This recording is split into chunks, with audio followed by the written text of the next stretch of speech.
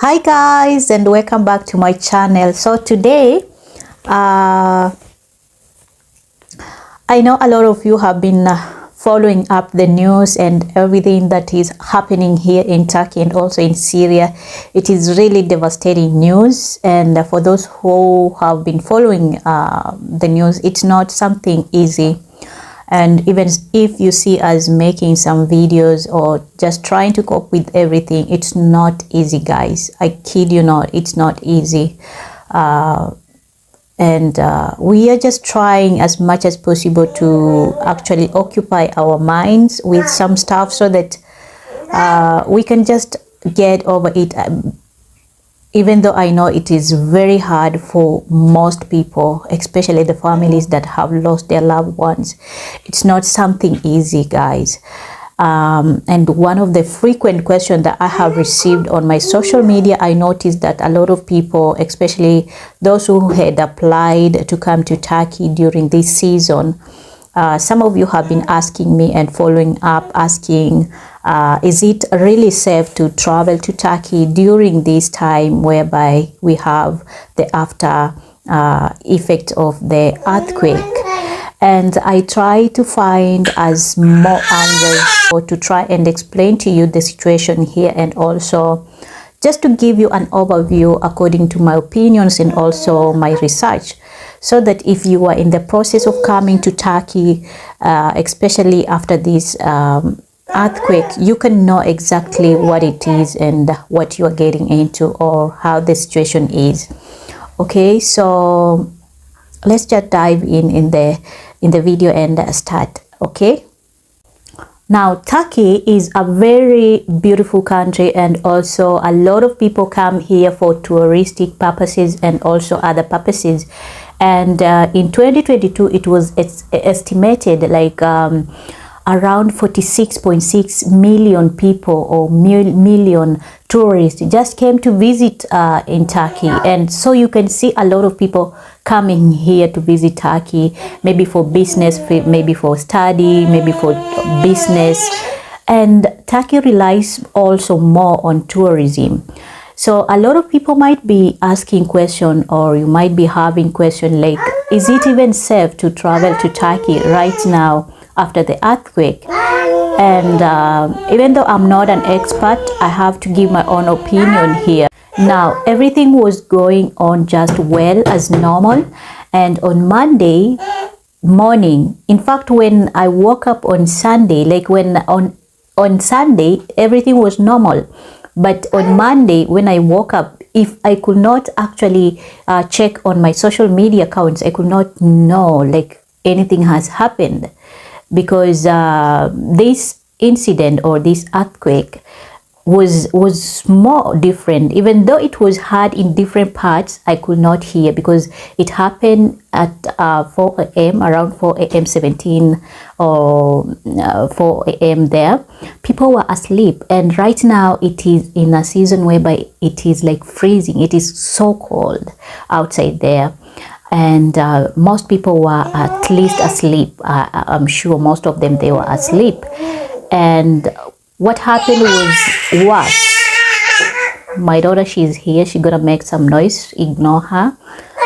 So what happened is that the earthquake, which had around 7.8 magnitude, was devastating. It's something that will remain for many years to be told, and it's something that is devastating. Even right now, the situation here is not good.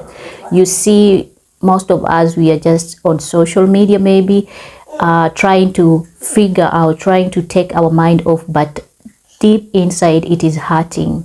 What we are seeing is not good. It's devastating. Like a mother, I feel so bad. The other time when I opened my Twitter account, I could not believe my eyes. I could not believe my eyes, seeing a father die. Like he's dead and pulling, like he died protecting the child, and unfortunately he passed away with the child. That image is still stuck in my mind. I'll never forget. It's even worse for the families to handle this kind of scenario. Like, just being there, knowing that your loved ones, your family is inside those fallen buildings. The situation is not good. That's why I urge you, if you get any link, I'll try as much as possible to put some links for donation. They really need our help. It is not a good situation. And also in Syria, I'm not just saying in Turkey alone. Also in Syria, the situation is very devastating. So the situation here is not good, guys. If you can get a link, I'll try to link the links for donation down there. Even if you don't use the ones that I'm linking, if you get a chance, try as much as help possible to help Turkey and Syria. These people need our help, guys. It's not easy. I'll try to mention some of the cities that were affected, and the names are in Turkish. I might not pronounce them well, but at least I'll list them here so that you have an idea which areas were highly affected. Some of the areas that were highly affected by the earthquake, it is actually said that it is approximately 10 provinces in Turkey, and also in Syria we have some of them. In Turkey, I'll try to mention the areas which are Adana, Adiyaman, Diyarbakir, Gaziantep, Hatay, Kahramanmaraş, Kilis, Malatya, Osmaniye, Sanliurfa. Okay, so the names are in Turkish. I cannot pronounce as a Turkish person, but at least you have an idea. It is in the southeastern part of Turkey. And actually, the city of Gaziantep Castle, or the ancient Gaziantep Castle, was one of the major landmarks here in Turkey when it comes to tourism, and it was destroyed. We are told, or we have seen part of it actually destroyed, completely destroyed. And it is so devastating to see, because these are some of the major historical landmarks when it comes to tourism here in Turkey. And you might be wondering, is it even really safe right now to come to Turkey, as per what I'm saying? Now, or you might be wondering, are flights going to Turkey, like, are they operating? As far as I know, Turkish Airlines are operating, even though during these days of bad weather, cold weather and snow, and also to top on it, the earthquake, Turkish Airlines has cancelled a lot of hundreds of flights. Okay, but international flights are operating. But also I have to mention that some of I think Hatay airport was completely closed, if I'm not wrong, due to the destruction by the earthquake. And also Adana airport was closed, and Turkish Airlines are operating, even though they had cancelled hundreds of flights. It's still operating internationally. And also, yeah, so if you are traveling to Turkey right now, try to make sure you are getting the right information according to your plans from the airport. Try to make sure that you are getting in touch with the airlines to just check if your flight has been cancelled or not cancelled.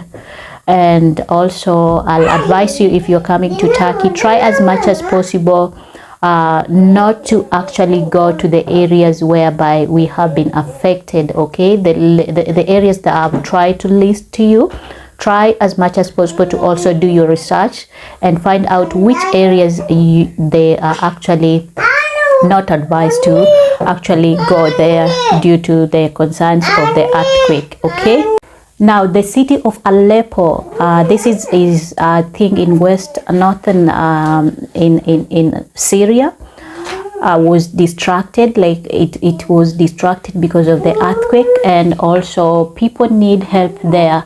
Really, it's not only in Turkey, like I've said, also in Syria it was highly distracted or highly destroyed by the earthquake. So guys, if you are in a position, try as much as possible to donate, try as much as possible to pray for these beautiful countries, because the situation is not good. Syrian people, they need help.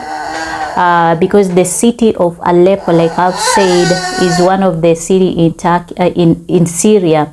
This city is one of those cities that is ancient, was ruined by the civil war, and right now we have the earthquake, and most people there, over 4 million people, were relying on humanitarian assistance.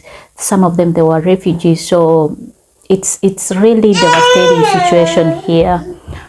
We just have to pray and also donate and try as much as possible to actually help them. People are helping out. Countries have come together to help, and the locals, even the Turkish people, are helping out. Now, the city of Gaziantep or Gaziantep, I'm not pronouncing the way it should be, but this city was the one that I've mentioned. It is among the cities that were highly distracted, and it is one of them the most visited when it comes to tourism in that area also.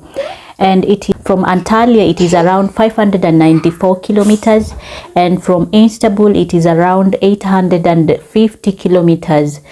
So this city is one of the cities that was distracted or was destroyed by the earthquake, and people there, they really need your help, guys. Now, should you cancel your visit to Turkey? I don't think it is the right idea to cancel your visit, but depending on your plans, you can do so. But I don't think it is good to cancel, because, like I said, this incident, the earthquake, happened in the southeast area, and major cities, they were not affected, like major cities whereby we have tourist hubs, resorts, and if you are coming for tourism purposes, I don't think you should cancel it.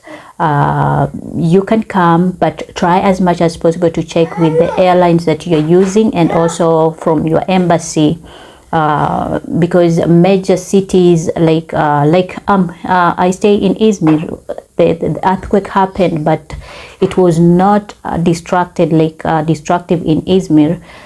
So something I have to add is that just the concern and the worries that everyone has, like for me, the concern of the aftershocks and also the earthquake coming back or something, those are the things that we are concerned, but we are praying over it, and also we are taking and learning slowly how to adapt to such situations, because as I have said, according to history, Turkey has a history in earthquakes, and it is good to actually know some of the basic things when it comes to safety, and also try as much as possible to pray and just be positive and have hope, even though the situation right now in those areas is really devastating.